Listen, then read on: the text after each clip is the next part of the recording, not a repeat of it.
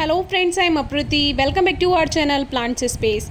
गर्मियों में heat wave की वजह से यानी जो गर्म हवाएं चलती हैं, लू चलती है, उसकी वजह से कुछ प्लांट्स की कंडीशन इस बार ज़्यादा बेकार हो गई थी। पत्तियां सारी झुलस गई थी। अब उसमें से एक ये मैक्सिकन हैदर प्लांट भी था जिसको फाल्स हैदर भी कहते हैं। तो इसकी पत्तियां देखिए इस तरह से जल गई थी पूरी। तो इसको हमने दोपहर की तेज़ धूप और तेज़ गर्म हवाओं से बचाने के लिए कुछ टाइम शेड में रखा। यहाँ पे इसको गर्म हवाएं नहीं मिल रही थी। अंदर देखिए पत्तियां हरी भरी हैं क्योंकि ऊपर ऊपर जहाँ जहाँ गर्म हवाएं लगी वहाँ वहाँ वो पत्तियां झुलस गई थी। और इस बार प्लांट्स पे काफ़ी ज़्यादा इफेक्ट पड़ा भी था। हमने आपसे वीडियो शेयर भी की थी। लेकिन अब रेनी सीजन जैसे ही आया वैसे ही ये प्लांट फिर से ठीक हो गया, क्योंकि इस मौसम में टेम्परेचर तो इतना हाई नहीं रहता है, ह्यूमिडिटी रहती है और ह्यूमिडिटी से लीव्स पर कोई इफेक्ट नहीं पड़ता है। पत्तियां तो हरी भरी रहती हैं, बस पौधों की जो जड़ें होती हैं उसमें ओवर मॉइस्चर का ध्यान रखना होता है। इसीलिए वेल ड्रेन सॉइल बनानी होती है जिससे बारिश में भी प्लांट्स खराब ना हो। अब देखिए प्लांट एकदम हरा भरा फिर से हो गया, लेकिन इसकी शेप हमें अच्छी नहीं लग रही है और आज हम सोच रहे हैं कि इसकी थोड़ी सी प्रूनिंग कर दें, क्योंकि शेप इतनी ज़्यादा खास नहीं है और फिर आने वाले मौसम में अभी ये फ्लावर्स भी देने शुरू कर देगा। जैसे कि अभी एक दो फ्लावर्स इसमें आ भी रहे हैं। तो अभी आप प्लांट की कटिंग प्रूनिंग कर सकते हैं, शेप दे सकते हैं और इन कटिंग्स को ग्रो भी कर सकते हैं। तो है ना फ़ायदे की बात।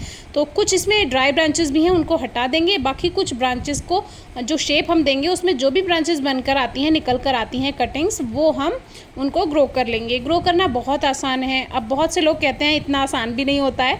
तो आप कुछ बातों का ध्यान रखेंगे तो कटिंग्स बहुत आसानी से ग्रो हो जाती है।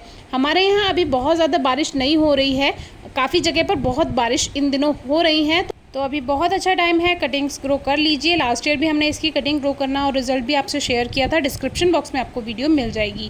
तो जो भी मुझे पॉट से बाहर निकली हुई इसकी ब्रांच दिख रही थी वो मैंने कट कर दी है। और ये ज़रूरी नहीं है कि आपको मोटी ब्रांच कट नहीं करनी है। जो भी शेप बिगाड़ रही है प्लांट की उसको आप कट कर सकते हैं। वहीं से ही न्यू शूट्स आ जाएंगी, डबल शूट्स आएंगी, क्योंकि रेनी सीजन है। अब देखिए mother of 1000 plant her pot में मिल जाता है, क्योंकि बेबी प्लांट्स नए नए सभी पॉट्स में गिरते रहते हैं, वहीं से ही ये पौधे बन जाते हैं। तो ये हर पॉट में हमारे यहाँ देखने के लिए मिल ही जाएगा। तो अभी इस तरह से हमने देखिए मोटी ब्रांच भी इसकी कट की है, क्योंकि ये शेप थोड़ा बिगाड़ रही थी। और ये बिल्कुल ना सोचें कि प्लांट हल्का हो जाएगा। अभी ग्रोथ का टाइम है, तो जितनी आपको इसको शेप देनी है दे दीजिए, वहीं से न्यू ग्रोथ हो जाएगी। अब हमारा क्या है, हम तो बोलते ही रहते हैं लेकिन आपको दिखा भी देते हैं कि इस तरह से देखिए इसमें रूट्स बनती हैं। तो हमारे बोलने पर यकीन मत कीजिए, रिजल्ट पर यकीन कीजिए।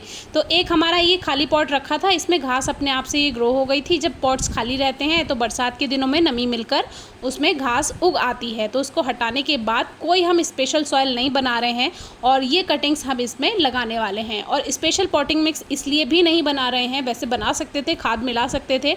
आप लोग फिर ये सोचते हैं कि शायद हम बहुत ज़्यादा केयर करते हैं, मेहनत करते हैं, इसीलिए हमारी कटिंग्स में रिजल्ट मिल जाता है।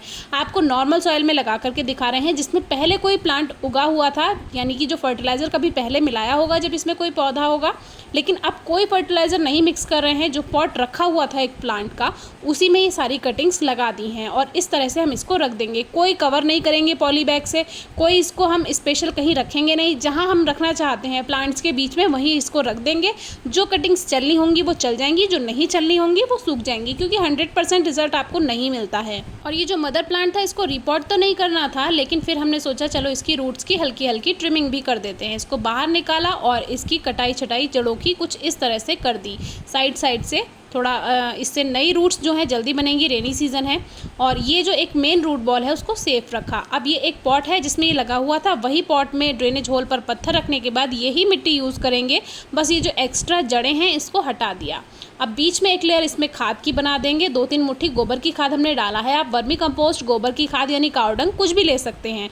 और फिर से थोड़ी सी मिट्टी से ऊपर डालकर और वापस से वो प्लांट रख देंगे और थोड़े से खाद में मिट्टी मिलाकर वो हम इसमें फिर से ऊपर से भर देंगे।